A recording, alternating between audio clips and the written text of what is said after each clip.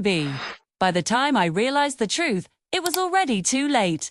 My own family had set me up, and the part that still haunts them, they never saw my revenge coming. In the end, they lost everything they tried to steal from me. And I didn't even have to touch them. Let me show you exactly how it happened. P. If you've ever been betrayed by the people you trusted the most, if someone has used you, lied to you, or thought you were too weak to fight back, hit like, subscribe, and drop a comment with your own story.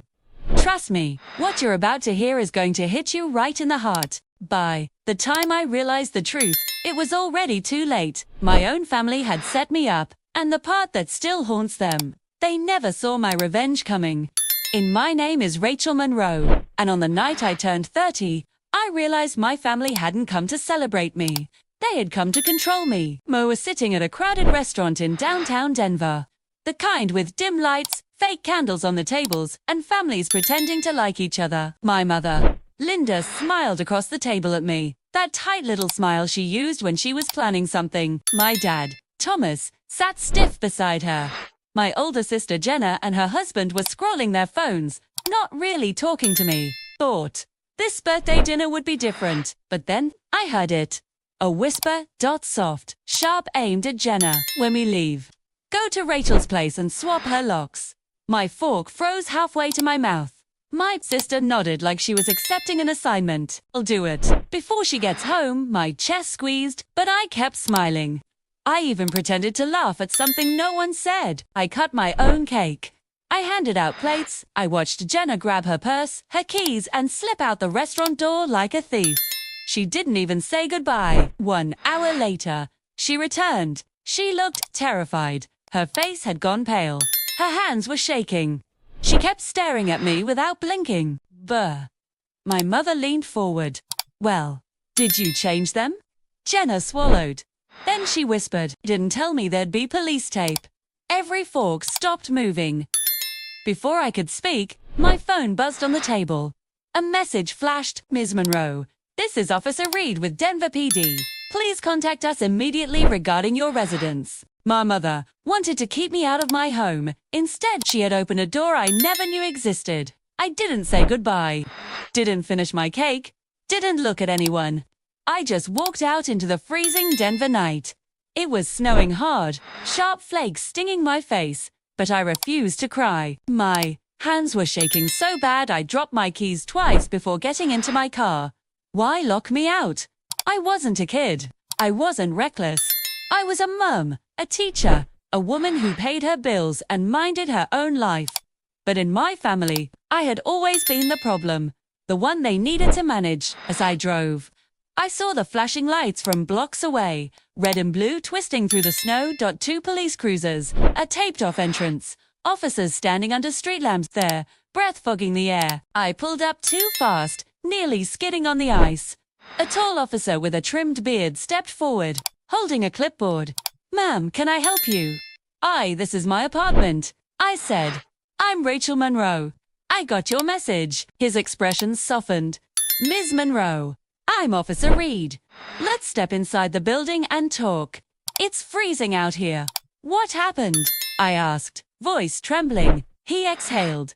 We received a call about a break. Someone forced the lock to Unit 5. See your unit. Forced. Jenna didn't need to force anything. She had a key. My stomach dropped. Officer, my sister went there tonight. My mother told her to change my locks. He raised an eyebrow. Change your locks? Without your permission? Yes. He wrote something down. Whoever broke in didn't have a key. The lock was destroyed with a pry bar. My blood ran cold. Was anything stolen? That's the strange part, he said. Nothing appears. Taken. TV, laptop, jewelry, untouched. Then why break in? He hesitated. They broke down your bedroom door, not the front door. My heart hammered. My bedroom. Why? I whispered. We don't know yet, but we found fingerprints. His radio crackled. A voice came through. Unit 7, partial prints match, unknown subject. Sending ID to your terminal. Officer Reed's eyes tightened.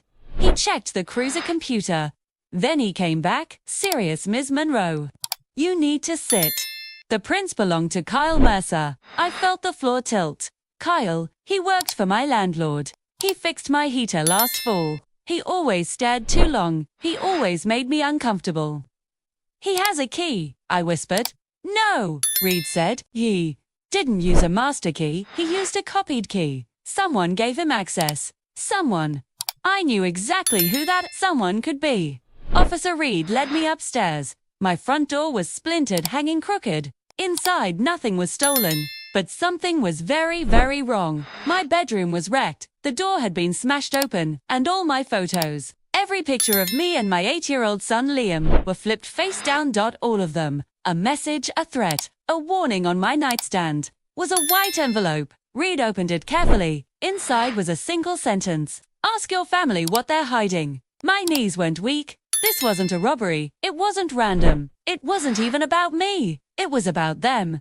My family. My parents. Their secrets. I had just stepped into the middle of something dangerous. I stayed with my friend that night. At dawn, I woke to 6 missed calls from Mum, 3 from Dad, 2 from Jenna, and another voicemail from Officer Reed. I pressed play. Ms. Monroe. We traced a payment made to Kyle Mercer last week, a $4,800 transfer. The sender's name was Linda Monroe. I froze. My own mother paid the man who broke into my home. The lie about changing the locks had been a cover story, not for me, for her. She didn't want to keep me out. She wanted something inside, something in my apartment, something she was desperate to get before I found it. And suddenly, I remembered. 3 weeks ago, at their house. The attic. A dusty banker's box labeled RM Holdings, Rachel Monroe Trust. Documents I never signed. Property deeds in cities I've never been to. Bank statements in the hundreds of thousands, all in my name, all forged. They were hiding money under my identity, and they thought I didn't know, but I had taken pictures. Every single page. And Kyle was hired to find my phone, erase the evidence, send a message, except he sent the wrong message. He told me the truth. I called. Officer Reed, I have the photos, I said. I know exactly what they're hiding. There was silence on his end. Ms. Monroe, you need to be careful. I know, I said. That's why I'm doing this next part alone. At 7 p.m., texted my mother. Dinner, my place. No excuses. Her reply came instantly. Fine, be ready to face reality. Reality. She had no idea what reality was coming for her. At 7:04 she arrived. She didn't knock. She tried the handle. Locked. I opened it slowly. Her eyes immediately went to the new steel deadbolt. Her jaw tightened. What exactly are you doing, Rachel? Protecting myself, I said. She walked inside like she owned the place, like she owned me. Then her voice changed, soft, threatening. Where are the pictures? Give them to me. Now I stepped backward. Firm. Unshaken. Double quotes. No double quotes. Her face cracked. Chew. Wasn't my mother anymore. Not the version I grew up loving. Not the woman who packed my school lunches or braided my hair. This woman was cold, calculated, cornered. You don't understand, Rachel, she hissed. Those documents were never meant to be found. Then why put my name on them? I asked. Her voice dropped to a whisper. A whisper full of poison. Because you were useful. My hands curled into fists. Useful. That's all I was. A cover. A shield. A name to hide the money they didn't want traced to them. You sent a criminal after me. I said. She didn't deny it. She only stepped closer. Give me the photos, or you will regret. This. I looked her dead in the eyes, steady, certain, finally awake. I don't think you understand, Mom. I already gave them to the police. Thirth. Her face drained of all color. She staggered back a step. And for the first time in my life, I watched my mother break. Not me, her. Because her lies were finally collapsing. And the truth had found its way home. Then, it finally happened. The truth detonated like a bomb in the middle of the room. Their faces froze, eyes wide, lips trembling as every lie they ever told collapsed in front of everyone. I watched in slow motion as the color drained from their cheeks.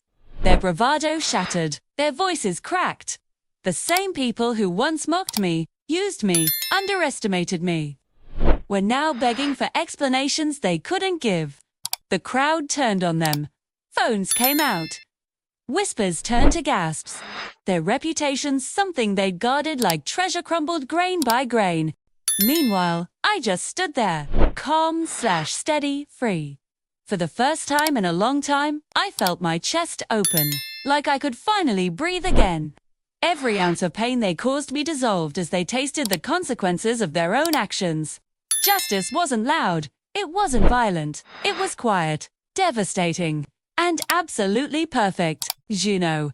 Revenge isn't always about hurting someone back. Sometimes it's about reclaiming the parts of yourself they tried to break. Sometimes it's about showing the universe you're done being walked on. Karma doesn't rush. It moves slow, but it hits with precision. And in the end, the truth doesn't need defending, it just needs time. If you've ever felt betrayed, remember this. You don't have to destroy anyone.